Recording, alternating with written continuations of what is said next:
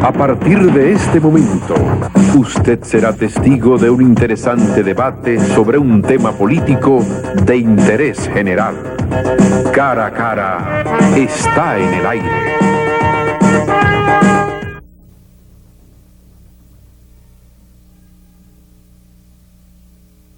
Bienvenido a este su programa Cara a Cara. Hoy vamos a hablar de un país, de una nación que es quizás la que más determinación tiene sobre el globo terráqueo. Porque hablar, por ejemplo, de Estados Unidos es hablar de un imperio. Pero ¿qué resulta? Que de los albores de la historia de la humanidad ha habido muchos imperios y ha habido muchos emperadores y ha habido muchos tiranos, obviamente que sí.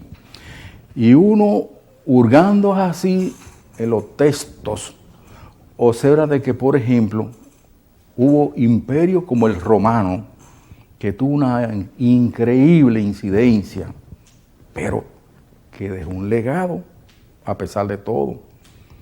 O hablar, por ejemplo, del imperio otomano, hablar del imperio japonés, hablar del imperio británico, o un poquito más atrás, cuando uno oye hablar de Gengis Khan, un gran líder, un guerrero, que a los 28 años de edad gobernó el mundo de la época.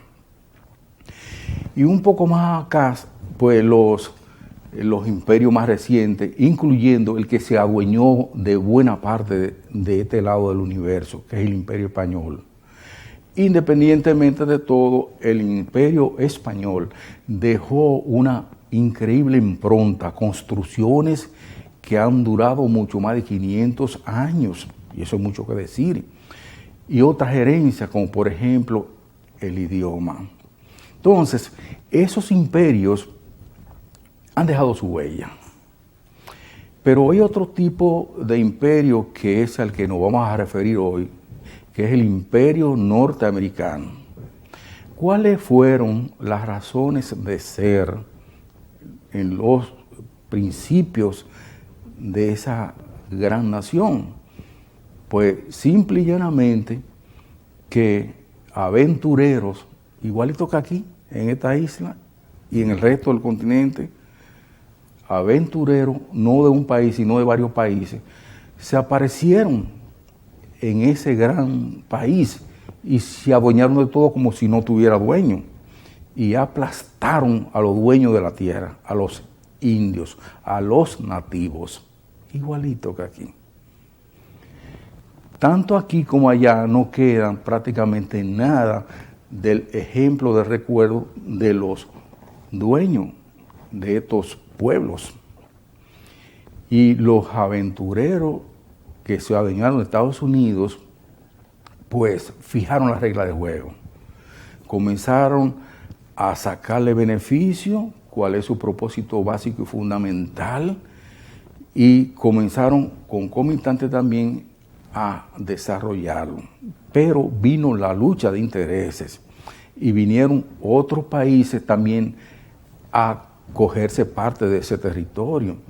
Entonces Estados Unidos, los primarios fundadores y invasores de esa parte, tuvieron que luchar entre sí. Entonces se luchó de un lado contra los españoles, que se fueron por el lado de la Florida, Miami, etcétera. Y de otro lado, entonces también se luchó contra los franceses y contra los ingleses. Vencidos todos ellos, entonces viene el reparto interno. Los confederados, el norte y el sur, hacen una guerra de mucho tiempo, donde 1 millón de almas de aquella época, es la cifra oficial, perdió la vida ahí, en esa conflagración. El grupo ganador que encabezaba Abraham Lincoln, precisamente eliminó la esclavitud, porque ese Estados Unidos que ahora eligió un presidente de color, un presidente negro, es el país más racista del globo del universo. Ni siquiera los ingleses, que por 300 años dominaron África del Sur. En Estados Unidos, hasta los otros días, se le echaban los perros a los negros. Y eran marginados en los vehículos, en los restaurantes, hasta en los equipos de béisbol, hasta que apareció un Jackie Robinson, que fue el primer negro en debutar en las grandes ligas. Pues ese a grandes rasgos es Estados Unidos. Ahora, el Estados Unidos más reciente, el imperio norteamericano de estos últimos años, es la nación que más defiende su libertad interna y su justicia, en cierto modo, es una justicia de ejemplo. Pero Estados Unidos es el país más abusador que uno se puede imaginar. Si comparamos que esa gran potencia es la única poseedora de la bomba atómica que la ha lanzado dos veces, sobre naciones, inclusive pueblos que ni siquiera estaban en la Segunda Guerra Mundial, como es el caso de Hiroshima y Nagasaki, dos ciudades japonesas. Y ahí murieron miles y miles de almas. Todavía hay gente que está padeciendo de eso. Pero Estados Unidos es la nación que más invasiones ha hecho a otros países. Ningún imperio anterior a este, pues ha invadido tantos países y ha quitado y ha puesto a tanto gobierno. E inclusive esa que la gran nación de la democracia ha respaldado a dictadores, pero dictadores que están con él. Cuando no están con él, pues lo eliminan.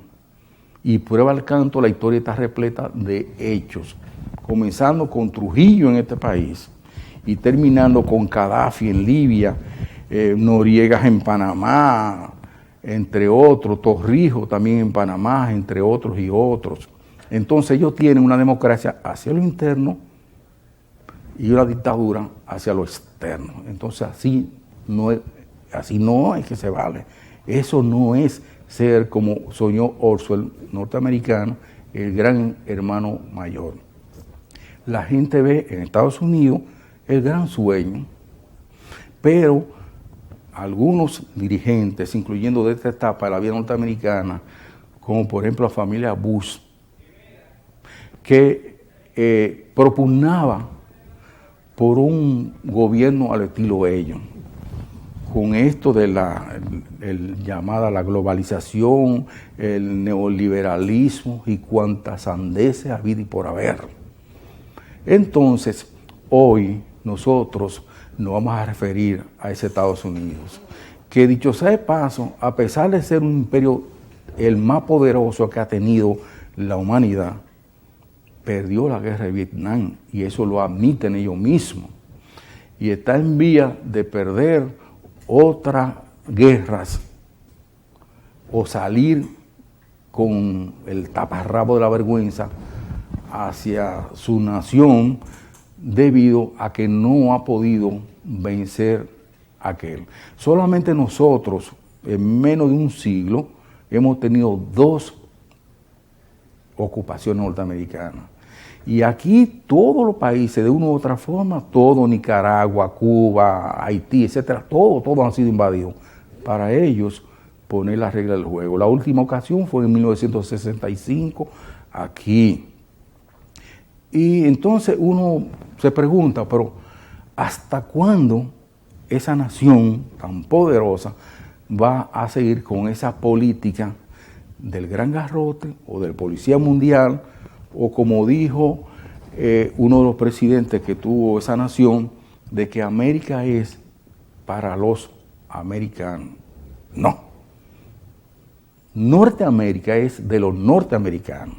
El resto de los otros países que están aquí en esta parte del mundo llamada América son y tienen necesariamente que ser independientes, a pesar de Estados Unidos y a pesar de las grandes naciones que en estos momentos continúan esa línea imperialista, como es el caso, por ejemplo, de Italia el caso de Inglaterra, el caso de Alemania en cierto modo, pero la terrible mal manejo de la economía de Estados Unidos se está convirtiendo precisamente en su gran contrario.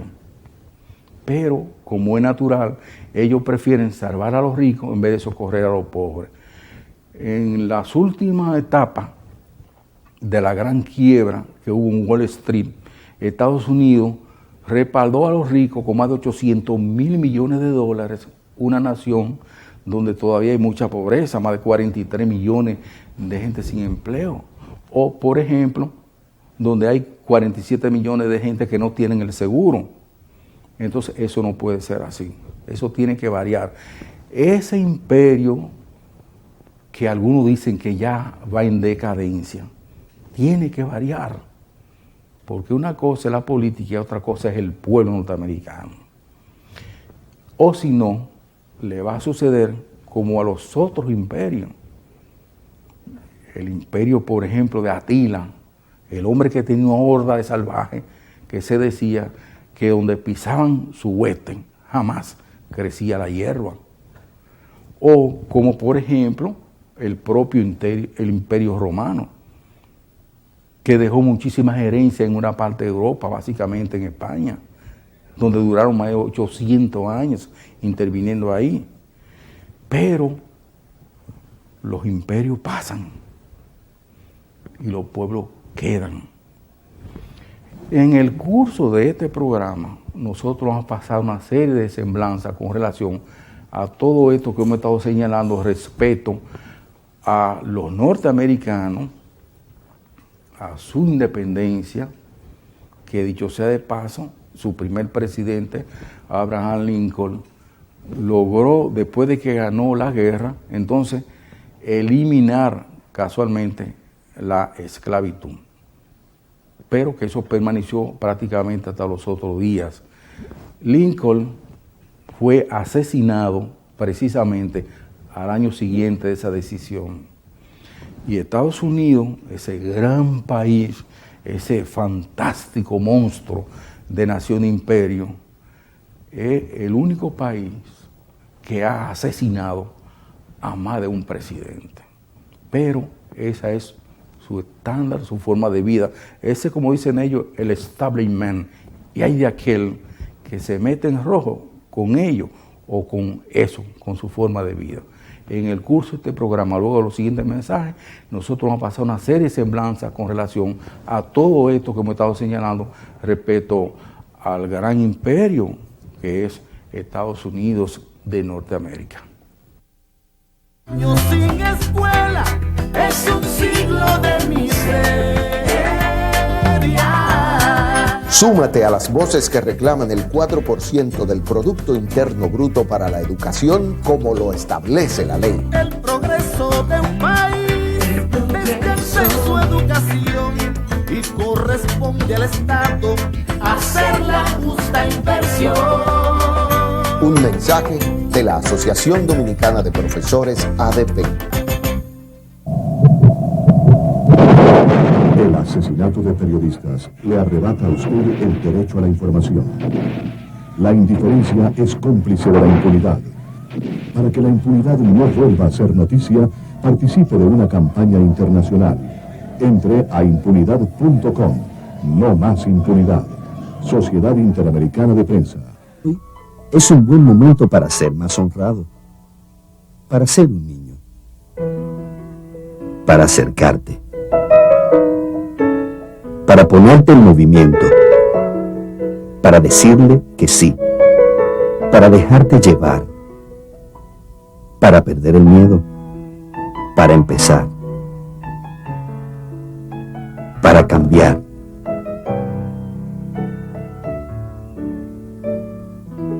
Tu mundo empieza hoy.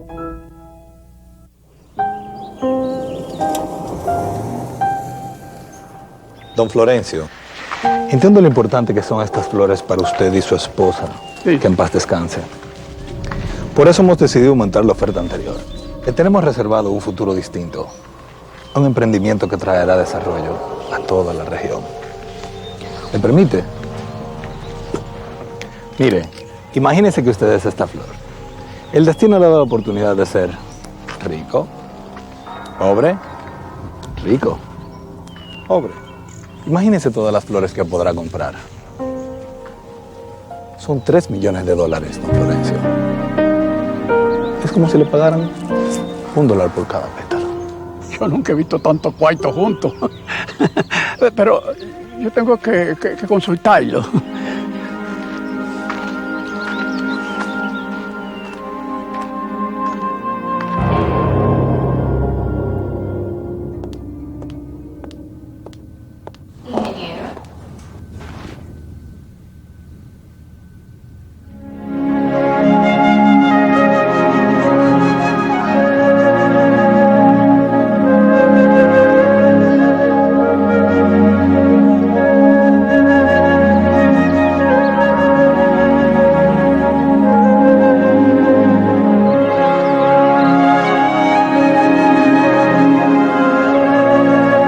Nosotros, el dinero tiene el valor que nuestros clientes le dan, el valor de sus principios.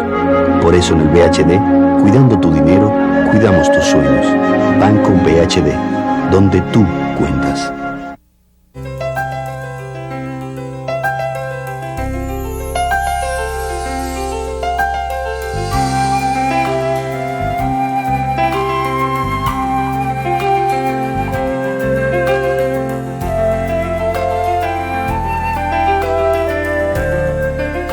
Respaldamos con orgullo a cada dominicano que, como tú, con esfuerzo, dedicación y perseverancia, se propone alcanzar la cima de todas sus metas. Juntos podemos llegar a lo más alto. Asociación La Nacional, donde todo es más fácil. Que Pedro y Juanita puedan seguir estudiando. Que Patricia pueda continuar su posgrado. Que Rafael pueda montar su primer negocio y Laura pueda ampliar el suyo. Que don José y doña Ana puedan tomarse las vacaciones que siempre desearon. Que Alejandra pueda comprar su primer carrito y Alfredo y Rosa puedan adquirir su apartamento, para que el anhelo de todos los dominicanos se convierta en una realidad. Seguimos trabajando por la estabilidad y el crecimiento. Banco Central de la República Dominicana. Ahora tu celular es el banco. Asterisco 960 más el signo de número, Banreservas en tus manos. Fácil acceso. Solo tienes que marcar asterisco 960 más el signo de número. Más control. Te permite consultar en cualquier momento tus movimientos y balances. Mayor comodidad. Puedes realizar tus consultas y transacciones en cualquier lugar del país. Donde quiera que vayas, el banco va contigo. Banreservas. El valor de la eficiencia en un mercado competitivo. Estados Unidos avanza hacia el oeste penetrando en territorio desconocido y peligroso. En su camino, los pioneros afrontan penurias increíbles.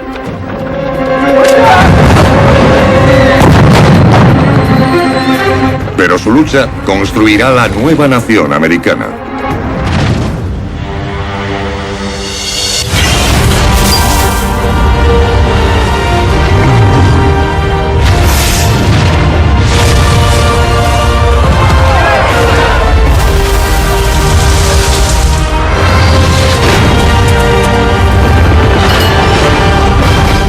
América, la historia de Estados Unidos.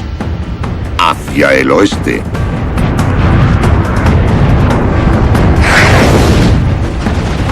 Hace 300 millones de años, un meteorito se precipita sobre la Tierra.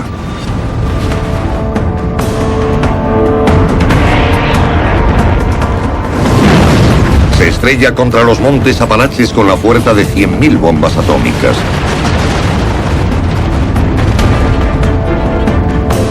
El cráter de 8 kilómetros que deja crea el desfiladero de Cumberland, que se convierte en una puerta hacia el oeste. Creo que los estadounidenses siempre hemos sido pioneros. Somos una nación de exploradores y aventureros. Siempre estamos yendo hacia adelante, afrontando los problemas, no ignorándolos.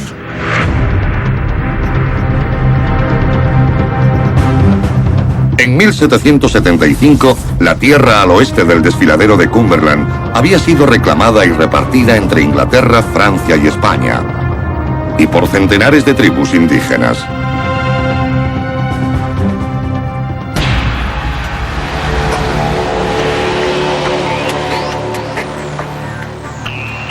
Pero la reivindicación más fuerte sobre esta fértil tierra pertenece a quien la conquiste.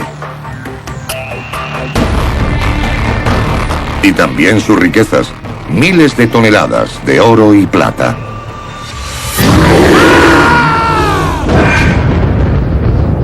Esta tierra es también inexplorada y brutal. Para conquistarla hará falta gente extraordinaria.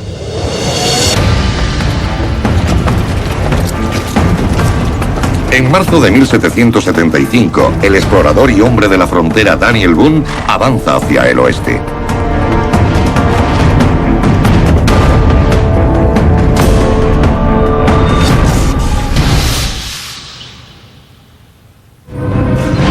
¡Vamos, muchachos, seguid! Boone y sus 30 hombres se abren paso a través del desfiladero de Cumberland, en una misión para colonizar nuevas tierras. ¡Cortadlos! ¡Vamos a pasar por aquí! Ante nosotros se extiende la mejor tierra del mundo, que podremos reclamar como nuestra con pocos esfuerzos. Un día será deseada por miles de personas y seremos ricos. El avance de Boone hacia el oeste se convierte en un acto determinante para la nueva nación.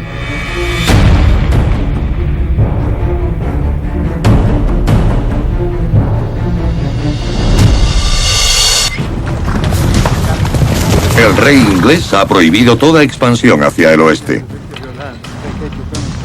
Los colonos ilegales son detenidos y castigados.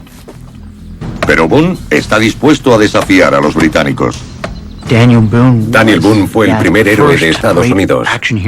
Norteamérica quería verse a sí misma de esa manera. Quería pensar que era fieramente independiente, muy capaz y dispuesta a ir donde no irían la mayoría de los seres humanos. ¡Vamos por aquí! Boone y sus hombres no llevan provisiones. ¡Vamos, vamos! Sobreviven con lo que les da la tierra. Usan grasa de oso como repelente de insectos y larvas de avispas como alimento. ¡Vamos, vamos! Boone escribió en su diario: Diariamente estamos expuestos al peligro y la muerte entre salvajes y bestias feroces. Pero la naturaleza satisface todas nuestras necesidades. Pocos experimentan la felicidad que sentimos en esta tierra salvaje. Para muchos es una época de miedo, incertidumbre y pesadillas nucleares. Hacia el final de la Guerra Fría, los países rivales acumulan potencia nuclear suficiente para crear más de 1 millón de Hiroshimas. Pero la Guerra Fría tiene otro campo de batalla: la carrera espacial. Y cuando Estados Unidos la gana poniendo al hombre en la Luna, alcanza la mayoría de edad una tecnología que definiría la época: la televisión. 185 millones de norteamericanos están sentados frente a sus televisores.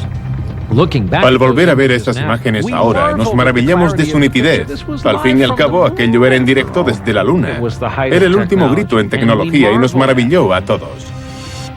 En 1940 había unos pocos miles de televisores en todo el país. En 1970 hay más de 60 millones. La televisión tendrá un papel decisivo en la forja de una nueva era.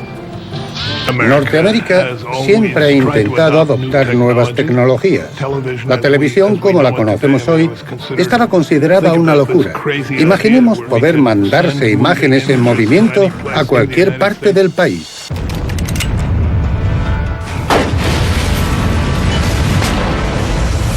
Pero Estados Unidos se construye sobre la innovación tecnológica y la invención. Desde los barcos de vapor y los revólveres, hasta automóviles para todos.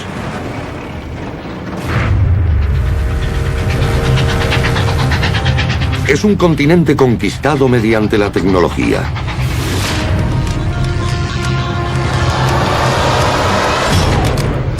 Pero a lo largo de la historia de la nación, la tecnología de las comunicaciones ha tenido un papel decisivo. 1865. El telégrafo ayuda a que el presidente Abraham Lincoln gane la guerra para el norte. Prácticamente ve y puede estar al mando de cada batalla. David Sarnoff, el mayor experto en comunicaciones de Eisenhower, ayuda a desarrollar la televisión en Estados Unidos. En 1950, Sarnoff crea una de las mayores cadenas de televisión del mundo. Puede que la televisión sea una nueva forma de entretenimiento, pero también el instrumento de comunicación más poderoso que existe. Sarnoff se dio cuenta de que tendría un poder impresionante, y sabía que todo poder impresionante conlleva igual responsabilidad. En 1970, el público norteamericano ve más televisión que cualquier otra nación de la Tierra. Más de 5 horas al día por cada hombre, mujer y niño. Hay más programas informativos que en cualquier otro país del mundo. Más del 70% de la población adulta ve las noticias en televisión cada noche. Y cuando se transmite en directo la llegada del hombre a la Luna, no solo es un éxito tecnológico, es una victoria simbólica en la Guerra Fría. Pero hay una guerra real más cercana a las vidas de los norteamericanos. Vietnam. Un encarnizado conflicto en el sureste asiático. Estados Unidos teme que el comunismo se extienda por la región y quiere frenar su influencia. Pero el ejército estadounidense y toda su tecnología se topan con la decidida acción de la guerrilla. Y en esa guerra combaten cientos de miles de jóvenes llamados a filas. Les pedimos demasiado a nuestros jóvenes de 18 años. Tuvieron que ir a una tierra extranjera, a la selva nada menos, y luchar contra la guerrilla en su hogar, en su terreno. Y no le gustaba nada el ejército invasor. La generación que está combatiendo en Vietnam es la del Baby Boom, la generación más numerosa que ha tenido el país. En los 15 años siguientes a la Segunda Guerra Mundial nacieron más de 50 millones de norteamericanos. Esa enorme generación es diferente a todas las que la han precedido. Y su influencia y actitud hacia la sociedad están destinadas a cambiar el rostro de la nación. Los años 60 fueron inevitables. La generación más grande volvía a casa con una idea concreta de cómo debía ser la vida. Y estaban tan ocupados volviendo a rehacer sus vidas de un modo tradicional que no prestaron atención a las nuevas sensibilidades de sus hijos. En cierto modo, Estados Unidos se reinventa a sí mismo cada 10 o 15 años. Y esa reinvención siempre es temida por las generaciones anteriores. Agosto de 1969, norte del estado de Nueva York, Woodstock. Un fin de semana de conciertos para más de 100.000 personas, al que asisten casi medio millón de nacidos en el Baby Boom. Y más de 1 millón intentan entrar. Es el festival de música más grande del mundo y se vierte en la presentación en sociedad de esa generación. Una señal para que el país dé el cambio generacional está en marcha. Pasamos de una sociedad que casi nunca hablaba, que era correcta y hasta algo repipi. Y de repente teníamos Woodstock, teníamos el movimiento hippie, teníamos el amor libre. La generación del Baby Boom tuvo un impacto tremendo en cómo se veía el mundo, en cómo se veía la sociedad.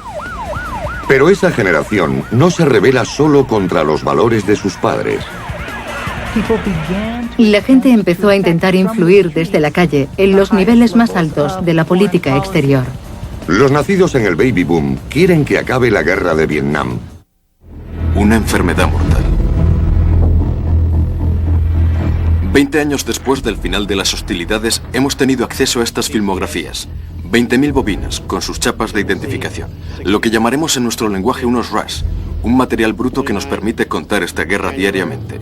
Exactamente como ha sido contada por las cámaras del ejército.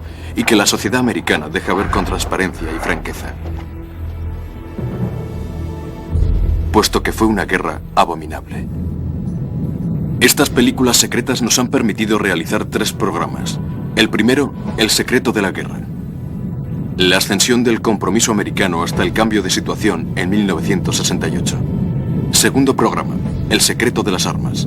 Cómo vencer a un enemigo inalcanzable con medios cada vez más terribles.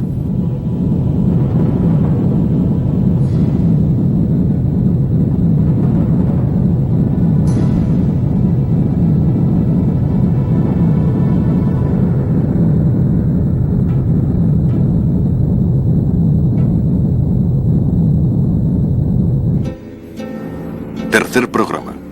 El secreto de los hombres. La vida de los combatientes del Vietnam durante los últimos años del conflicto. Lasitud y esperanza. Droga, coraje, muerte. En una naturaleza magnífica y maléfica.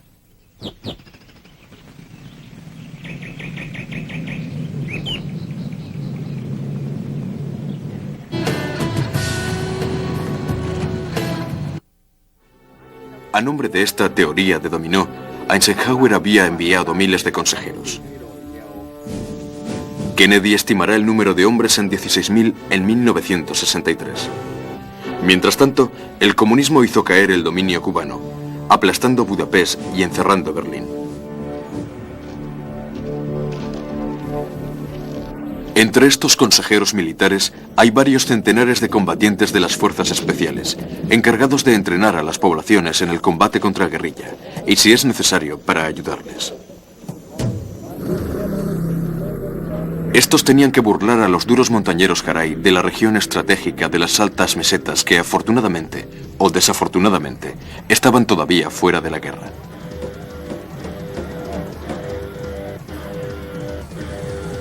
Los americanos no dudaban en participar en sus rituales. Beber alcohol de arroz, asistir a un sacrificio.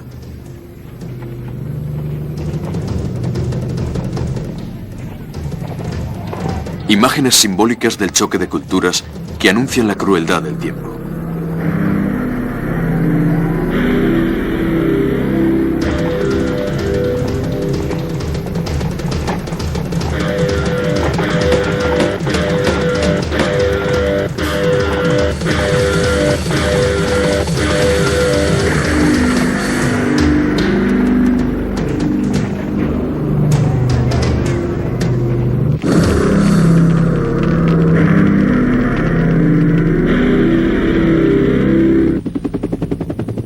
El Vietcong es cada vez más fuerte. Hasta la llegada de materiales como helicópteros pilotados por americanos no es suficiente para mejorar la situación. La zona de inseguridad se amplía.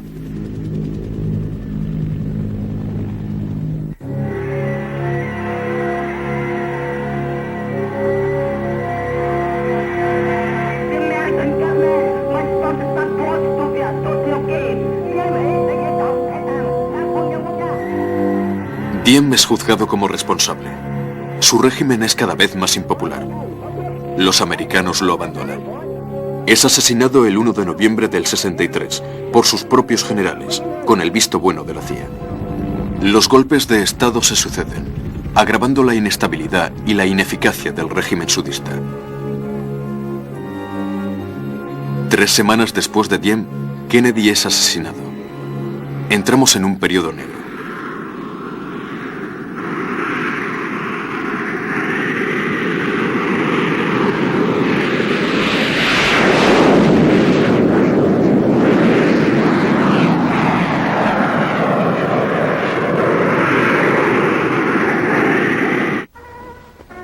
Lyndon Johnson sucede a Kennedy. Como secretario de Defensa se queda Robert McNamara, quien va a Vietnam en la primavera del 64. Es pesimista. El sur está cerca del derrumbamiento. Johnson quiere intervenir. La perspectiva de las elecciones del 64 le incita a la prudencia. No se trata de enviar unas tropas. Se contenta con operaciones secretas, con pequeñas unidades de la USA Navy cerca de las costas de Vietnam del Norte. Una de estas misiones le va a dar el pretexto para una verdadera declaración de guerra. Es el incidente del Golfo de Tonkin, el 4 de agosto del 64.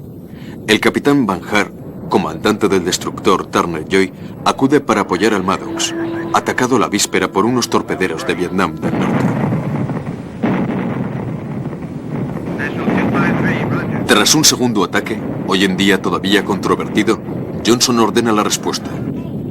Los bombarderos despegan de los portaaviones Ticonderoga y Constellation.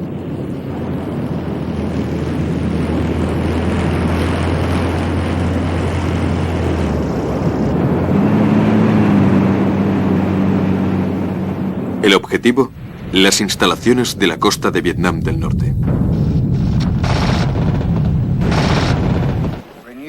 Johnson, representando el papel de Roosevelt después de Pearl Harbor, anuncia de forma dramática al Congreso que América ha sido víctima de una agresión. Consigue por casi unanimidad el derecho de emplear las Fuerzas Armadas americanas. Fue el 7 de agosto de 1964. Aquel día, como todos sus compañeros, Billy sonrió. La todopoderosa América en guerra contra el pequeño Vietnam del Norte.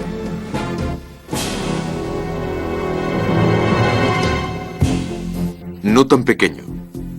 17 millones de habitantes, una nación entera movilizada. Pero Vietnam es también el terreno de una guerra entre el bloque comunista y los Estados Unidos. Rusos y chinos aportarán una ayuda masiva en tecnología, consejeros militares, los más sofisticados armamentos y los países vecinos, Laos, Camboya, servirán de bases de apoyo. Los americanos subestimarán gravemente el esfuerzo a realizar.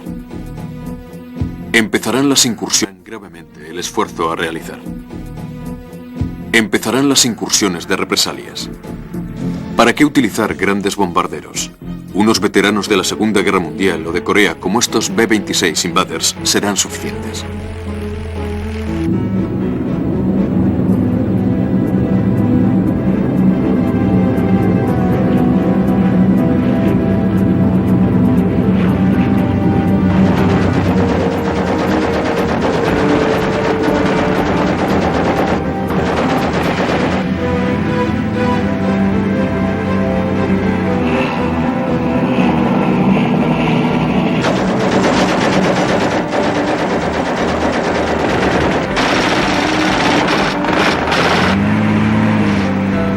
De hecho, es un nuevo paso de la ascensión, ya que emplear unos aviones supone utilizar unas bases, que se convertirán en los blancos privilegiados del Vietcong y precipitarán el curso de la guerra.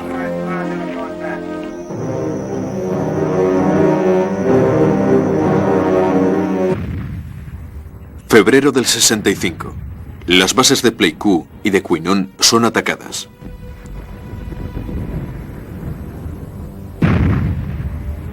...30 americanos muertos. Centenares de heridos.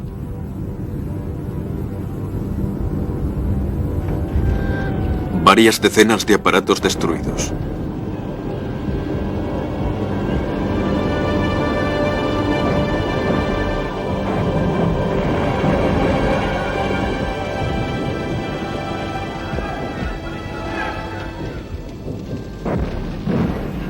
Hay que reforzar con urgencia la seguridad de estas bases.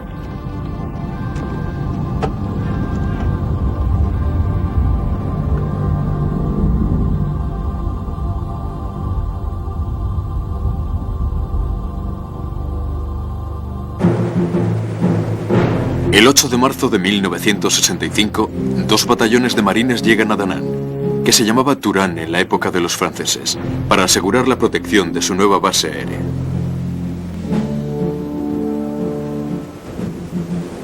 La llegada a Vietnam de estos 3.500 soldados de élite marca el primer compromiso de las fuerzas terrestres americanas. Como en el Pacífico, en 1945, los marines están listos para el combate. Pero en lugar del enemigo, descubren con sorpresa un comité de acogida para la televisión.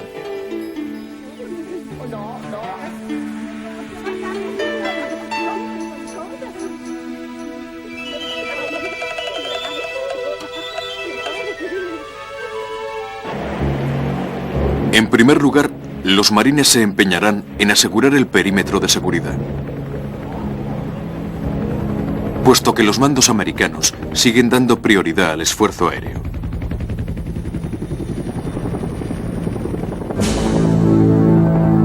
Pero esta vez con grandes medios. La operación Rolling Thunder, Trueno Rodante, Empieza el 2 de marzo del 65. Durará 3 años. Hay que golpear el norte con todos los cazabombarderos disponibles. Y hasta con los B-52 con base en el Pacífico. El B-52, un monstruo de 200 toneladas, cargado hasta ahora con armamento nuclear y transformado en bombardero clásico.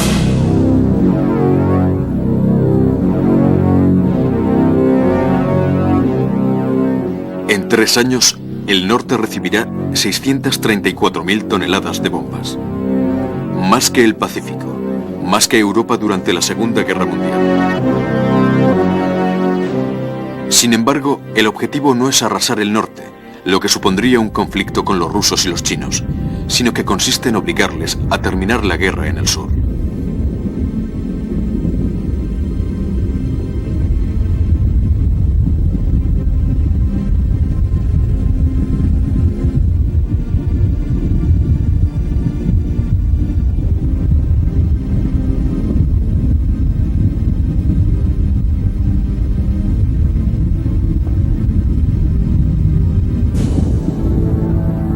No obstante, al cabo de solo algunas semanas, el comandante en jefe de Vietnam, el general William Westmoreland, afirma que la solución no es solo el bombardeo del norte. Hacen falta tropas en el sur para extirpar al Vietcong. Recto, seco, enérgico, Westmoreland, llamado familiarmente Westy, es un veterano de todas las guerras, antiguo jefe de West Point, el típico oficial de infantería. Solo cree en la acción en el terreno. Para salvar el sur, hará falta comprometer al ejército americano. No solo los militares de carrera, sino también los soldados de reemplazo.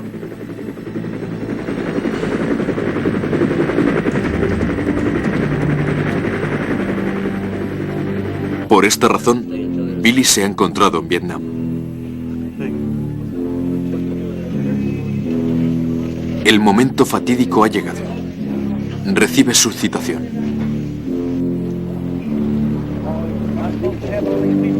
¿A dónde puede ir? Vietnam está dividido en 4 zonas militares. La segunda división de infantería patrulla en el delta.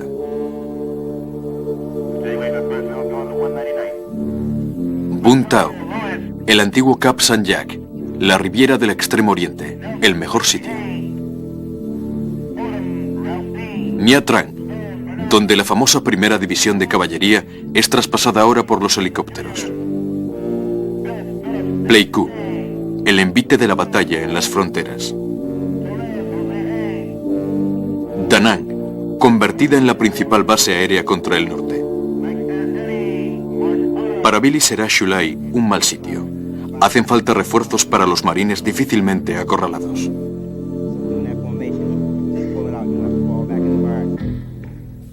Shulai, que fue el objetivo de 1.500 hombres del primer regimiento del Vietcong. Los americanos, prevenidos por un desertor, habían montado una acción preventiva, la Operación Starlight. El 18 de agosto de 1965 fue la primera batalla de la guerra. Un cuerpo a cuerpo terrible en el que el Vietcong fue despedazado por la potencia de fuego americana. 614 muertos Vietcong, pero también 45 muertos y 120 heridos americanos. Para todos estos soldados que llegan a Vietnam, para Billy Brown, está claro que esto va a ser muy difícil. Es tiempo de acordarse del entrenamiento, lo que quizás les permita permanecer con vida. Este entrenamiento había durado 2 meses en California. Algunas semanas, típicas de las películas de Hollywood. Estaban todos. Los terribles sargentos instructores, los oficiales arrogantes, los amigos demasiado gordos. Pero no era la chaqueta metálica. Es la realidad, que supera a la ficción.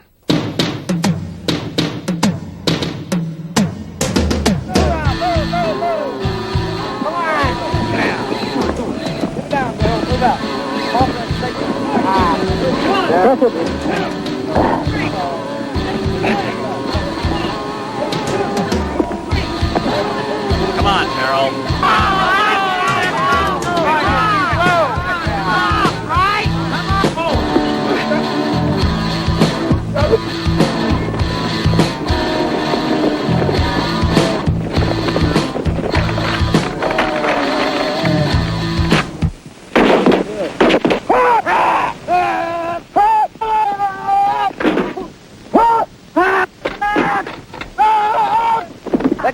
Bayonet fighters! The quick in the air! The quick! Ha!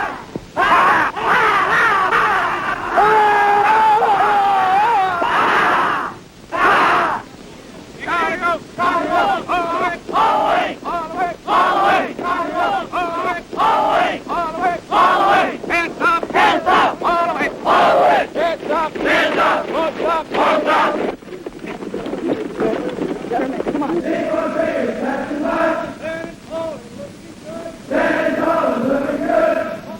Después de la chaqueta metálica, Billy se había encontrado en otra película, Platoon. Pero esto tampoco es Platoon, sino que es la realidad de Vietnam.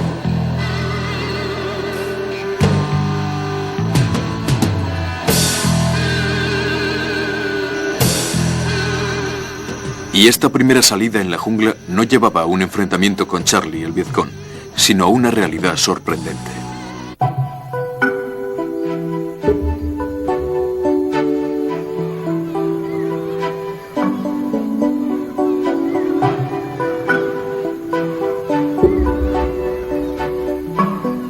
La guerra psicológica, una idea del momento, la pacificación, es lo que más convendría a Billy. En su inmensa mayoría, los marines son más bien buenos tíos, del Medio Oeste o del Mississippi. Preferirían estar aquí para ayudar, para curar.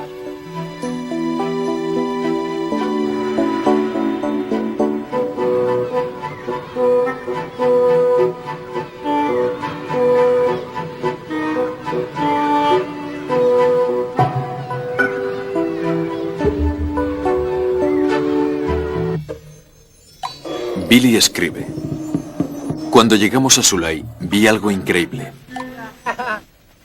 Nos han hecho embalar unos elefantes. Tuvimos que hacerles dormir.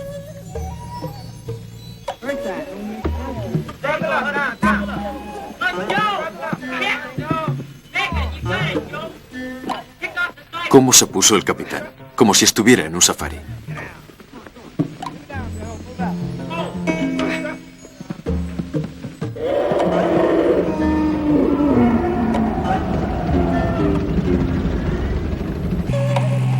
Los tíos de los helicópteros han llevado a los elefantes a un pueblo para utilizarles como tractores para los campesinos. Nos hemos reído mucho, pero les puedo asegurar que fue la última vez. Conquistar las poblaciones no es un hecho de buena voluntad. A los campesinos no les molestaría dejarse conquistar.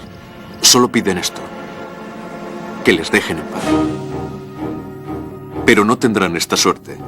Son a la vez víctimas de los soldados del sur y de los del Vietcong, que no vacilan en hacer la razzia de nuevos reclutas, en practicar la intimidación, hacer reinar el terror.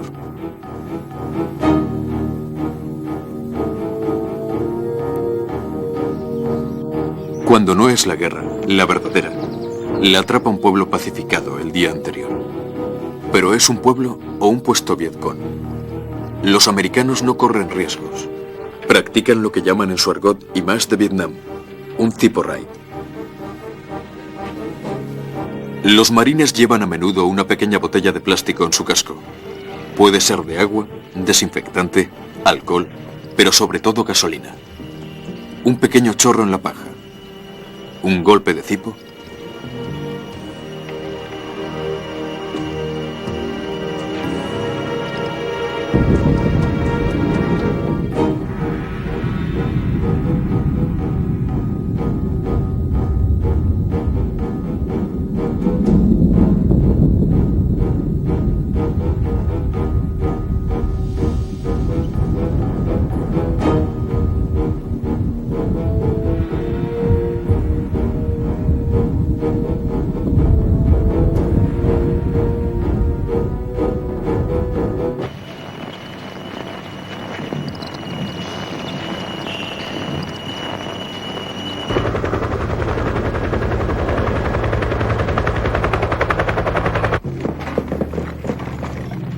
Dos estrategias contradictorias. Los civiles de la embajada en Saigón tienen una famosa fórmula: ganar los corazones y los espíritus. ¿Es esto posible?